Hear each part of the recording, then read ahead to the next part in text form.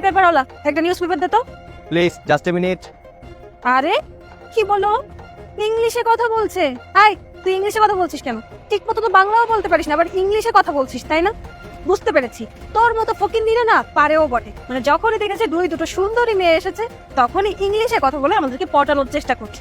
তুই কি চিন্তা করেছিস তুই আমাদেরকে পটানোর চেষ্টা করবি আর তোর কথা শুনে আমরা পটে যাব? শোন, এতই যদি ইংলিশে কথা বলতে পারিস তাহলে এখানে বসে বসে পেপার কেন বিক্রি করছিস? যা, ভালো কোথাও গিয়ে ভালো একটা জব কর। এত কথা না বলে চুপচাপ পেপারটা দে। প্লিজ আপু, ডোন্ট ডিস্টার্ব মি। ওরে বাবা রে বাবা, আবারও ইংরেজিতে কথা বলছে। Don't disturb me. আই, বাংলায় কথা বল। ঠিক আছে আপু, আমি একটা গুরুত্বপূর্ণ নিউজ পড়ছি, নিউজটা শেষ করে তারপর একটা পেপার দিচ্ছি। এইবার ঠিক আছে, বাংলায় কথা বলেছে। তোর মুখে না বাংলাটাই মানায়, ইংলিশটা মানায় না। এই, ওর পেপার পড়া পর্যন্ত কি আমরা এখানে ওয়েট করবো নাকি? চল তো, ওর কাছ থেকে পেপারই নেবো।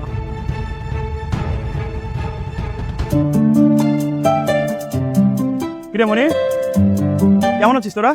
তোদের পড়ালেখার কি অবস্থা? আর পড়ালেখার অবস্থা আমার কি মনে হয় জানিস? এবার আমি ফেলই করব। কি বলিস? ভালো করে একটু পড়াশোনা কর। তা না হয় করলাম, কিন্তু পড়াশোনায় যে হেল্পটা কে করবে? আচ্ছা, তোর পরিচিত কেউ আছে যে আমাকে পড়াশোনায় হেল্প করতে পারবে? যেমন ধর আমার ইম্পর্টেন্ট প্রশ্নগুলো দাগিয়ে দিতে পারবে। হ্যাঁ, তা একজন আছে, সে যথেষ্ট পরিশ্রমী এবং বুদ্ধিমান। এবার সে বিসিএস পরীক্ষার প্রিপারেশনও নিচ্ছে, তাকে বলে নিশ্চয়ই সে দাগিয়ে দিবে। দোস্ত, তাহলে তুই প্লিজ আমার একটু হেল্প কর। তুই না ওকে একটু বলে দেখ। শোন, টাকা পয়সা নিয়ে কোনো টেনশন নেই, টাকা পয়সা যা লাগে সব আমি দিয়ে দিব। কি যে বলিস, তোর কাছে যত সব উল্টাপাল্টা কথা। সে কখনো কার কাছে এরকম টাকা নিবেই না। শোন, সে পড়াশোনা করতে ভালোবাসে আর নিজের খরচ নিজেই চালায়। শুধু নিজের খরচ দিরা, পুরো সংসারটাকে সে চালায়। আমার খুব কাছের বন্ধু, আমি তাকে বললে অবশ্যই তোকে হেল্পটা করে দিবে। আর শোন, একটু নিজেও ভালো করে পড়াশোনা করিস, মানুষের আশা বসে থাকিস না। আসি রে। আচ্ছা, যা।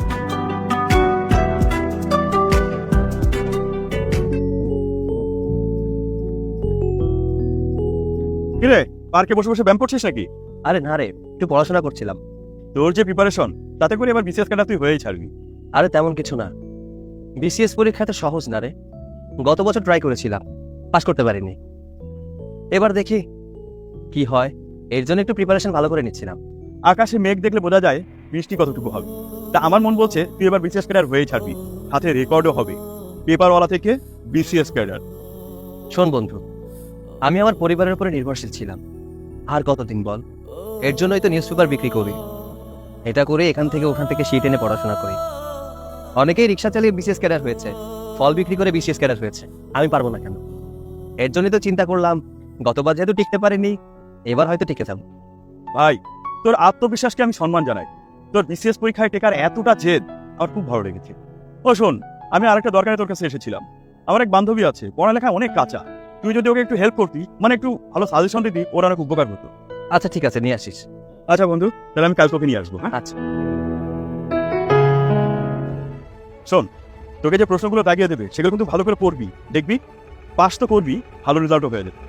চিন্তা করিস না, পড়ার জন্যই তো এত কষ্ট করে এখন ওর কাছে যাচ্ছি, সমস্যা নেই। শেখর, তোকে আমি আমার এক বান্ধবীর কথা বলেছিলাম না, এই যে ও। আই কেজি নাজিম, তুই ওর কাছে আমাকে নিয়ে এসেছিস? সামান্য একটা পেপারওয়ালা, ও কিভাবে আমার প্রশ্ন দাগাবি? তোর কি মাথা নষ্ট হয়ে গেছে? ও পেপার বিক্রি করে তাতে কি হয়েছে? তুই কি জানিস ও কত ব্রিলিয়ান্ট? ব্রিলিয়ান্ট? ও যদি এতই ব্রিলিয়ান্ট হবে তাহলে ও পেপার কেন বিক্রি করে? আচ্ছা, তুই কোথাও শুনেছিস কোনো শিক্ষিত মানুষ পেপার বিক্রি করে? কোথায় আছে এটা? তুই কি পাগল হয়ে গেছিস? ও তোর মতো না যে পরিবার থেকে টাকা পয়সা নিয়ে পড়াশোনা খরচ চালায়, বুঝতে পেরেছিস? ও নিজের খরচ নিজে চালায় এবং পুরো পরিবারটাকে ও চালায়। শোন, আমারই মাথা খারাপ হয়ে গেছিল যে তোকে ওর কাছে নিয়ে এসেছি, আর তুই কিনা ওকে পত্রিকাওয়ালা ভেবে উল্টোপাল্টা যাচ করবি। আরে বাদ দে তো ভাই, একজন পেপারওয়ালা কি কখনো শিক্ষিত হতে পারে? এটা কোনোদিন সম্ভব? ওর হয়তো জানা নেই যে এখন বর্তমানে অনেক গ্রাজুয়েশন কমপ্লিট করা ছেলে আছে যারা রিক্সা চালাচ্ছে, অটো চালাচ্ছে, পেপার বিক্রি করছে। কিন্তু কি আর করার, আমি তো ছোট কাজ করি, তাই হয়তো তারা ভাবে যে আমি অশিক্ষিত। শুনুন, আমি এই ছোট কাজ করে নিজের পড়াশোনা চালাই, আমার সংসার চালাই, বাসায় টাকা দিই। আমি হয়তো আমার জীবনে অনেক টাকা পয়সা ইনকাম করতে পারিনি, তবে শিক্ষা অর্জন করতে পেরেছি। যাই হোক, দিন পেপারটা দাগিয়ে দিচ্ছি। দেখ, দেখে ভালো করে শেখ যে লেখাপড়ার পাশাপাশি মানুষের আচরণের কেমন পরিবর্তন হওয়া উচিত। তুই তো আচার আচরণ কিছুই শিখিসনি, শুধু পড়ালেখাই করে যাচ্ছিস। শোন, ও না হয় পেপার বিক্রি করে, তাতে কি হয়েছে? ওকে কি সম্মান দেওয়া যায় না? একটা মানুষের যদি চাকরি বাকরি না পায় তখন কি করবে? পেপার বিক্রি করবে, তাকে সংসারটাও চালাতে হচ্ছে এটা করে। শোন, মানুষের সম্মান দিতে শেখ। মানুষকে সম্মান দিলে কখনো সম্মান কমে না, বরঞ্চ তার সম্মান আরো বাড়ে। বুঝতে পেরেছিস? এখনো সময় আছে নিজেকে পরিবর্তন।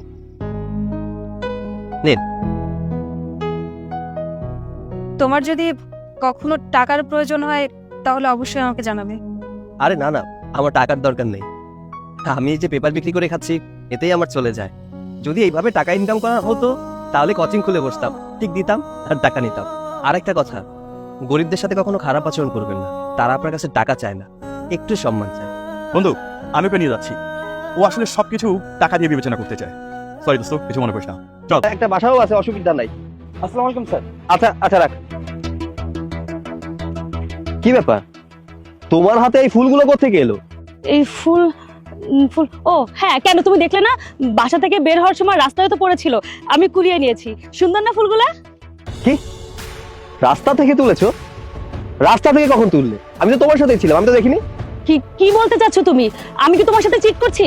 তোমার কি মনে হচ্ছে যে এই ফুল অন্য কেউ আমাকে দিয়ে গেছে? আরে এটা আমি আবার কখন বললাম? আমার কাছে অবাক লাগছে যে তোমার হাতে একটু আগেও ফুল ছিল না, এখন ফুল কোত্থেকে এলো? এর মানে কি? কি মানে কি? আমি তো রাস্তা থেকে তুলে নিয়েছি, আর এই সামান্য একটা বিষয় নিয়ে তুমি এত বড় ইস্যু বানাচ্ছ। আচ্ছা ঠিক আছে, এত কথা বাড়িয়ে লাভ নেই। নিয়েছো যেহেতু নিয়েছো, ভালো হয়েছে তুই এসেছিস। শোন, আমার একটা মিটিং আছে, মিটিং এ যাচ্ছি। তুই ওকে নিয়ে শপিং এ যা, ওর সাথেই থাকিস। আমার আস্তে আস্তে সন্ধ্যা হয়ে যাবে। জি স্যার। আচ্ছা আমি গেলাম। হ্যাঁ, এই শোনো, আমাকে 50,000 টাকা দিয়ে যাও শপিং এর জন্য। আরে গতকালই না তোমাকে টাকা দিলাম? আরে সেটা তো গতকালকে দিয়েছিলে, এখন লাগবে, এখন একটা দাও। এখানে 1 লাখ টাকা আছে, 50,000 দিয়ে শপিং করো আর 50,000 নিজের কাছেই রেখো, আমি সন্ধ্যায় এসে নিব। আচ্ছা ঠিক আছে, এ নাও। আরে বাহ, আমি তোমার কাছে 50,000 টাকা ছিলাম আর তুমি আমাকে 1,00,000 টাকা দিলে। আরে আমার হাজবেন্ডের কি টাকার অভাব আছে নাকি? আমার বাবা জোর করে তার সাথে আমাকে বিয়ে দিয়েছে। ভালো তো আমি তোমাকেই বাসি, এতে আরো লাভও হয়েছে। আমি ওর কাছ থেকে টাকাও নিতে পারছি, আবার তোমাকেও পাচ্ছি। চলো তোমাকে এখান থেকে কিছু টাকা দিয়ে শপিং করিয়ে দিই। আর শোনো, আরেকটা কথা বলি, তোমার আমার সম্পর্কের কথা তোমার হাজবেন্ড যদি কোনোভাবে জানতে পারে তাহলে কিন্তু সর্বনাশ হয়ে যাবে। তোমাকে তো ডিভোর্স দিবেই, আমাকে কিন্তু চাকরি থেকে বের করে দিবে। আরে তুমি ভয় কেন পাচ্ছ? তাছাড়া ও কিভাবে জানবে? আরে বাবা, আমি তো ভয় পাচ্ছি না। আর ওদের জানবে না সেটা আমিও জানি, কিন্তু 1%ও চান্স দেওয়া যাবে না। বুঝতে তো পারছো, ও কিন্তু আমাদের স্বর্ণের ডিম পাড়া মুরগি। ওকে হাতছাড়া করলে কি চলে? হ্যাঁ বুঝতে পেরেছি, এখন চলো শপিং এ যাই আর কিছু খাওয়া দাওয়া করি।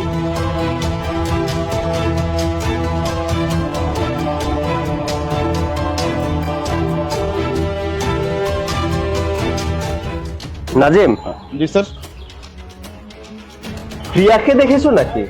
জি স্যার, ওই সকাল 7টার সময় ড্রাইভারের সাথে বাইরে গেছে। সকাল 7টা বাজে ড্রাইভারের সাথে কোথায় গেছে? কই, আমাকে তো কিছু জানালো না। তুমি কি জানো কোথায় গেছে? না, তা তো জানি না। আচ্ছা যাও, তুমি তোমার কাজ করো।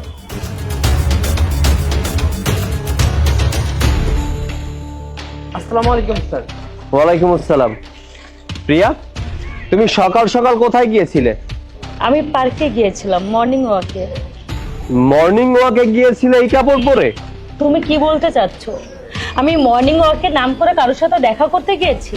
আচ্ছা, এমনটা যদি হতো তাহলে কি আমি ড্রাইভারকে সাথে করে নিয়ে যেতাম? না, আমি সেটা বলছি না, বাট কোথাও যেতে হলে যে স্বামীকে বলে যেতে হয় সেটা কি ভুলে গেছো? আরে তুমি বলতেটা চাচ্ছ কি?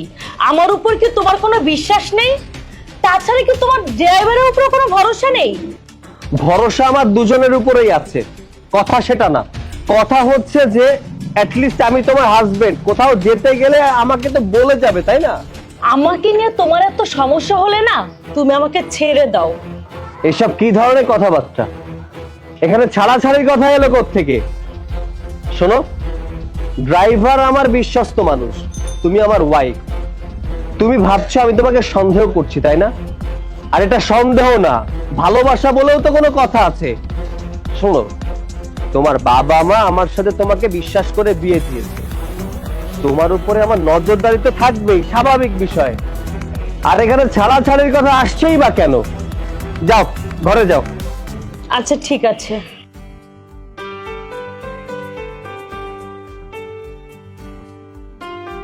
শুভ, চলো আমি বেরোবো।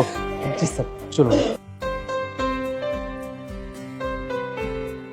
শোনো না, আমি পুরো বিরক্ত হয়ে গেছি আমার হাজবেন্ডের উপর। কাল তো নিজের চোখেই দেখলে কিভাবে সন্দেহের উপর সন্দেহই করছিল আমাকে। আমার মেজাজটা পুরো খারাপ করে রেখেছে। শোনো, আমার কি মনে হচ্ছে জানো, আমাদের কর্মকাণ্ড তারা জেনে যাবে। শোনো, কোনো কিছু জানার আগে চলো আমরা এখান থেকে পালাই। কিন্তু আমরা যাব কোথায়, থাকবো কোথায়? না আছে আমাদের কাছে টাকা, না আছে থাকার কোনো জায়গা। আরে বাবা, এগুলো তুমি আমার উপর ছেড়ে দাও না, এগুলো আমি দেখে নিব। তুমি তোমার হাজবেন্ডের থেকে যে করে হোক 2 লক্ষ টাকা নাও। বলো তোমার মা অসুস্থ, তোমার কাল সকালে গ্রামে যেতে হবে, এটা বলে টাকাটা নাও। এতগুলো টাকা কি আমার হাজবেন্ড আমাকে দিবে? না দিলে চুরি করবে। শোনো, ফার্স্টে ভালো করে বলবে, যদি না দেয় তাহলে রাত্রের বেলায় আলমারি থেকে 2 লক্ষ টাকা নিয়ে নিবে। শোনো, যে করে হোক তোমার হাজবেন্ড থেকে 2 লক্ষ টাকা নাও, বাকিটা আমি সামনে নেব। শোনো, আমরা কিন্তু কাল সকালেই পালাবো। আচ্ছা ঠিক আছে, তাহলে আমি ভালোভাবে তার কাছে চেয়ে দেখি। যদি না দেয় তাহলে এই পথটি আমাকে বেছে নিতে হবে। শোনো, আমাদের কিন্তু এখান থেকে দ্রুত পালাতে হবে। আর তোমার হাজবেন্ড যদি কোনোভাবে জেনে যায় না, তাহলে কিন্তু আমাকে পুলিশে দিয়ে দিবে, আমার জেল কাটতে হবে। বুঝতে পেরেছো? আচ্ছা ঠিক আছে, এখন তাহলে চলো এখান থেকে উঠি।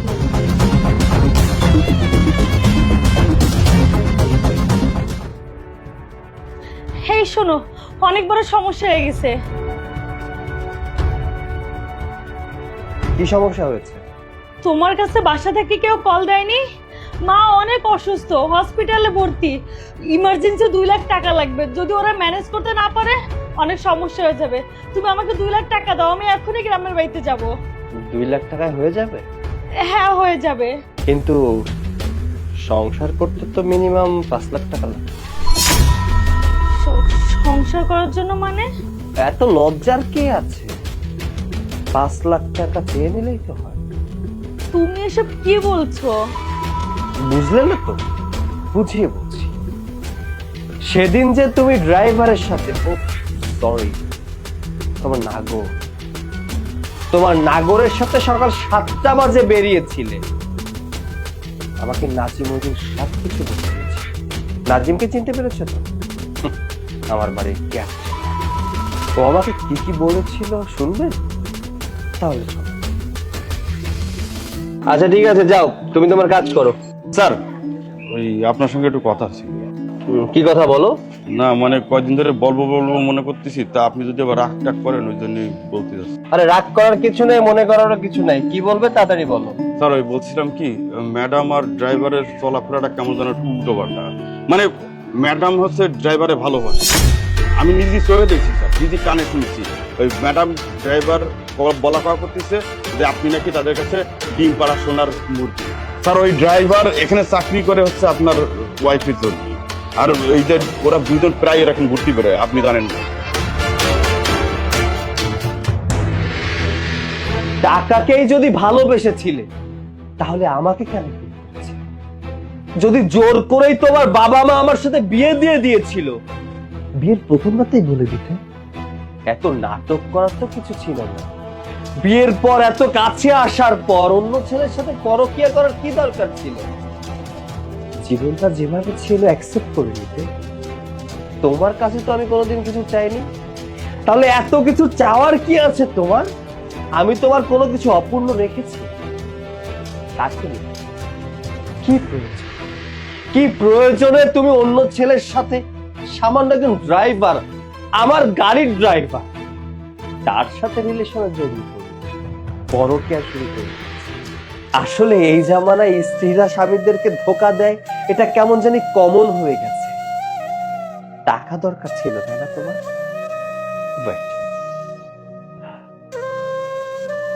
এই যে তোমার টাকা, এখানে 2 লাখ নয় 5 লাখ টাকাই আছে, তোমার জন্য রেডি করে রেখেছি। জানো, জীবনে অনেক মেয়ে দেখেছি, ধোকাবাজ মেয়েও দেখেছি, বাট আমি ভেবেছিলাম আমার বউটা মনে হয় 8-10টা মেয়ের মতো না, একটু আলাদা, আমাকে কখনোই ঠকাবে না। বাট তুমিও তো সেই 8-10টা মেয়ের মতোই হয়ে গেলে, স্বামীকে ধোকা দিয়ে দিলে।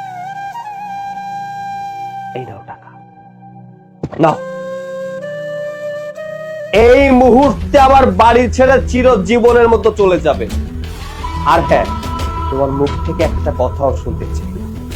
বেরিয়ে যাও, যা বলছি।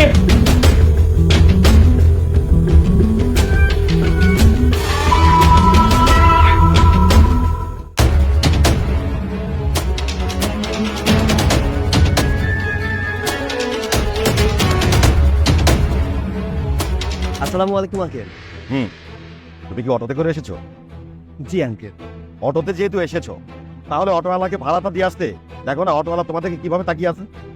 না না আঙ্কেল, আপনার কথা ভুল হচ্ছে। উনি আমার বড় ভাই। ও, এইটা তোমার ভাইয়া? ভাইয়া আসসালামু আলাইকুম। ওয়ালাইকুম আসসালাম। ভাইয়া আপনিও চলুন না আমাদের সাথে। ও বুন্ডি, না আমার একটু কাজ রয়েছে, তোমরা দাও। অটোওয়ালাদের নাকি আবার কাজ থাকে। বাবা প্লিজ। তুই কেন আমাকে থামতে বলছিস? আচ্ছা ঠিক আছে, এখন চলো আমরা ভিতরে গিয়ে বসি।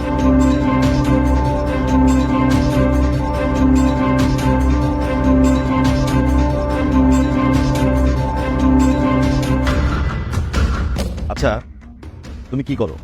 জি আঙ্কেল, আমি এসএস প্রোডাকশনে অ্যাসিস্ট্যান্ট ডিরেক্টরি করছি। ও, তোমার মান্থলি ইনকাম কত? আঙ্কেল, বর্তমানে আমি শুধুমাত্র এই অ্যাসিস্টই করছি। হ্যাঁ বুঝলাম, তবু তো ইনকাম হয় নাকি একদম ফ্রিতে করো? আচ্ছা বাদ দাও, চেহারা দেখে বুঝতে পারতেছি তুমি ফ্রি কাজ করো। তুমি থাকো কোথায়?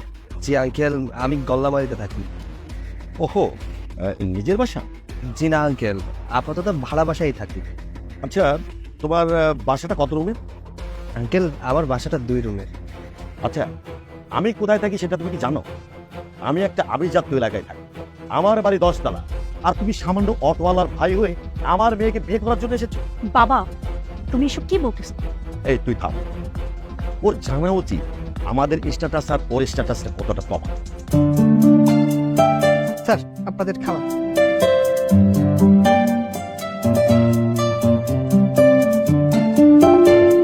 খাবারগুলো নিয়ে যান, আমি এই খাবারগুলো খাবো। খাবে না মানে? এত দামি খাবার তোমার জন্য অর্ডার করেছি, এখন তুমি বলছো খাবে না? ঠিক আছে, এই খাবারের বিলটা তোমাকে দিতে হবে। বাবা, ও কেন বিল দিতে যাবে? এই রেস্টুরেন্টে আমরা ওকে রেখেছি, বিলটা আমি পে করে দিচ্ছি। একদমই না, এই খাবারের বিলটা ওকেই দিতে হবে। ও যদি এই খাবারের বিলটা না দিতে পারে, তাহলে সারা জীবন তোর খরচটা কিভাবে চালাবে? বাবা, তুমি এইসব করে কি বোঝাতে চাচ্ছ বলো তো? আমি এটাই প্রমাণ করতে চাচ্ছি, ও তোকে ভালোবাসে না, ও ভালোবাসে আমার টাকাকে। আর এই ধরনের ছেলেদেরকে আমি ভালো করে চিনি। মানে বিয়েটা হচ্ছে সবচেয়ে বড় সিদ্ধান্ত, আর তুই যে সিদ্ধান্তটা নিবি ভেবে চিনতে সঠিক সিদ্ধান্ত নিবি। আর তোর সাথে ওর যায় না। আর তুই খাসিসটা কেন? বিল দিতে হবে না, ভয়ের কোনো কারণ নাই। তুই খা, আমি বিলটা দিয়ে দিব। থাক আঙ্কেল, বিল আপনার দিতে হবে না, বিলটা আমি পরিশোধ করে দিচ্ছি। ভাই যান, বিলটা নিয়ে আসুন। আমি জানি ফিনান্সিয়াল দিক থেকে আপনাদের থেকে আমি অনেক ছোট, অনেক নিচে, কিন্তু সত্যি বলতে কি, আমি আপনার মেয়েকে অনেক ভালোবাসি। আমার ইনকাম কম, এই জামানায় এসে আমি মাত্র 15,000 টাকা ইনকাম করি। এটা দিয়ে আমার সংসার ঠিকঠাক চলে না। আমার ভাইয়া অটো রিক্সা চালায়, আমার ভাইয়ার অনেক স্বপ্ন আমি একজন বড় ডিরেক্টর হব। আঙ্কেল, আমার এই পরিস্থিতি কিন্তু আজীবন এমন থাকবে না। আমি যে পর্যায়ে আছি, আগামী 1-2 বছরের ভেতরে আমার প্রতিদিনের ইনকাম 10 থেকে 15,000 টাকা হয়ে যাবে। তাহলে মন্থলি দাঁড়ালো প্রায় 3 থেকে 4 লাখ টাকা। সেই পর্যন্ত আমার অপেক্ষা করতে হবে, কষ্ট করতে হবে, আমার ভাইয়ের স্বপ্ন পূরণ করতে হবে। আঙ্কেল, বেয়াদবি মাফ করবেন, আপনার বয়স অনেক হয়েছে। আমার বয়সে কিন্তু হয়তো আপনি এরকম ইনকামও করেননি। তারপরেও সাহস নিয়ে আমি এখানে এসেছিলাম আপনার সাথে কথা বলার জন্য, আপনার মেয়েকে বিয়ে করার জন্য। আপনার মেয়ে যদি আমাকে বিয়ে করতে চায়, আমার কোনো আপত্তি নেই। কি ভা, তুমি কি আমার সাথে থাকবে? আমাকে ভালোবাসবে? আমাকে বিয়ে করবে? তাহলে হয়তো আমার এই দিনটা খুব সহজ হয়ে যাবে। তোর কত বড় সাহস, তুই আমার সামনে আমার মেয়ের কাছে বিয়ের অনুমতি নিচ্ছিস? তুই কিভাবে ভাবলি যে আমি এই বিয়েটা মেনে নিব? আর তোকে একটা কথা বলি, কুকুরের লেজ কখনো সোজা হয় না, তোদের মতো গরিবদের ভাগ্য কখনো পরিবর্তন হয় না। সুতরাং আমার মেয়েকে বিয়ে করার চিন্তা ভাবনা মন থেকে একদম মুছে ফেল। তুমি হবা বড় ডিরেক্টর, জীবনেও বড় ডিরেক্টর হতে পারবা না। তাতে কি এক কাজ করো, তোমার ভাইয়ের সাথে একটা অটো কিনে রাস্তায় চালাও, এতে তোমাদের সংসার ভালো চলবে। বিভা, আর এক বউ তো এখানে থাকবো না, চল।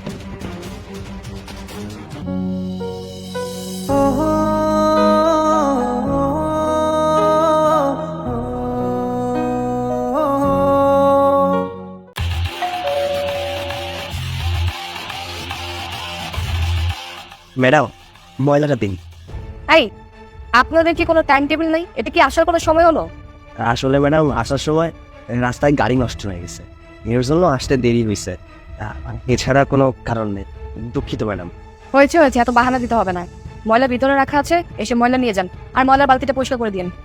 ম্যাডাম আমি ফ্ল্যাটের ভিতরে কি করে যাব? ফ্ল্যাটের ভিতরে যাওয়া নিষেধ আছে।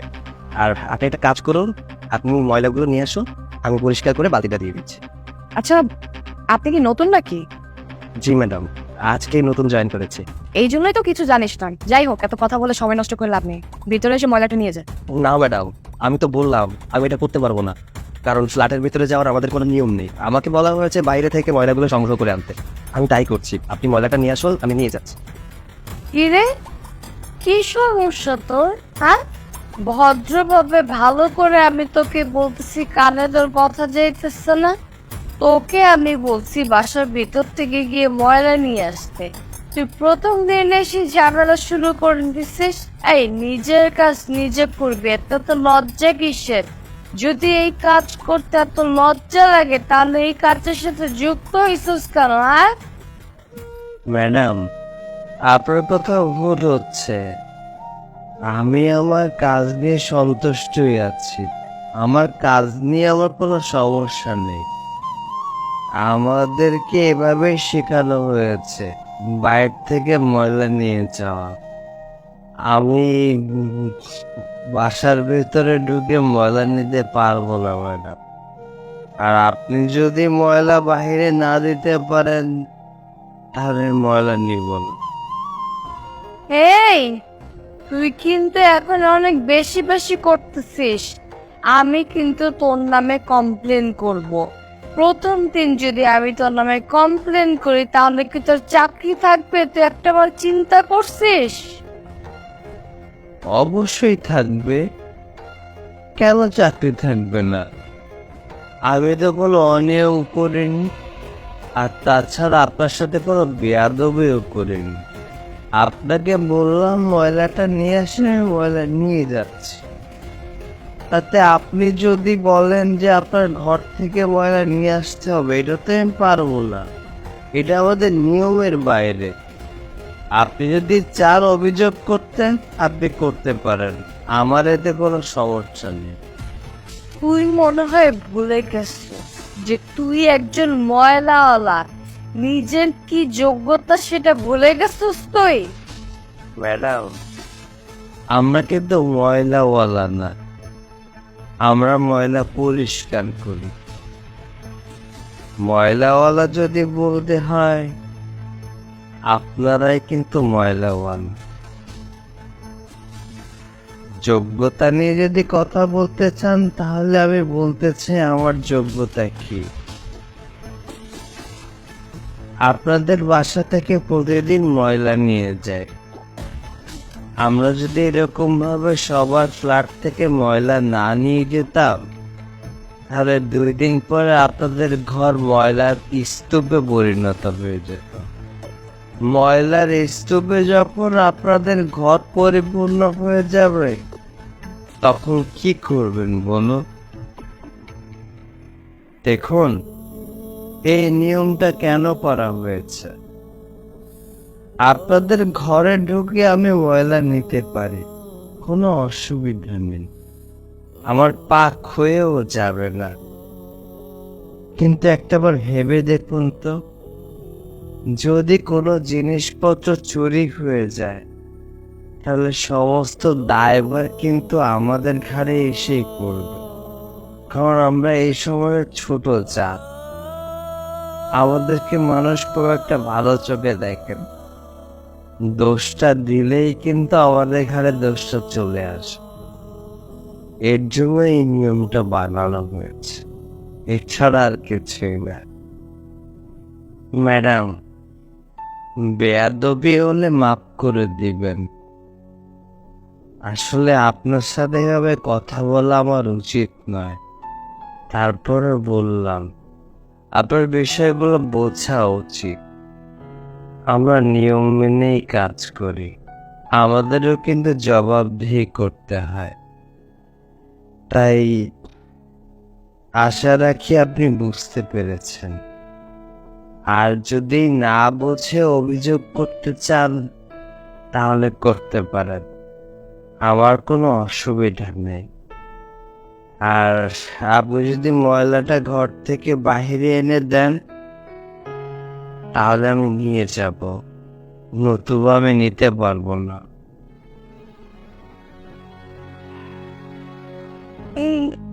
ভাইয়া দাঁড়ান, আমি ভিতর থেকে ময়লাটা এনে দিচ্ছি, একটু ওয়েট কর।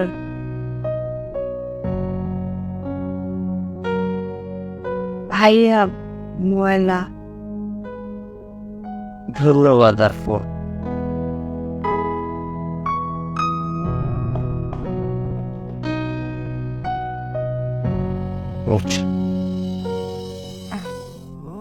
ভাইয়া এখন থেকে আমি ময়লা বাইরেই রাখবো, আপনি এখান থেকেই নিয়ে যেতে পারবেন। আর ভাইয়া আম সো সরি, আসলে আমি বুঝতে পারিনি সমাজের জন্য আপনারা এত কষ্ট করেন। পরিষ্কার পরিচ্ছন্ন কর্মীরা সবসময় পরিষ্কার রাখার জন্য তারা অনেক কষ্ট করে, আমাদের সমাজের কথাই চিন্তা করে।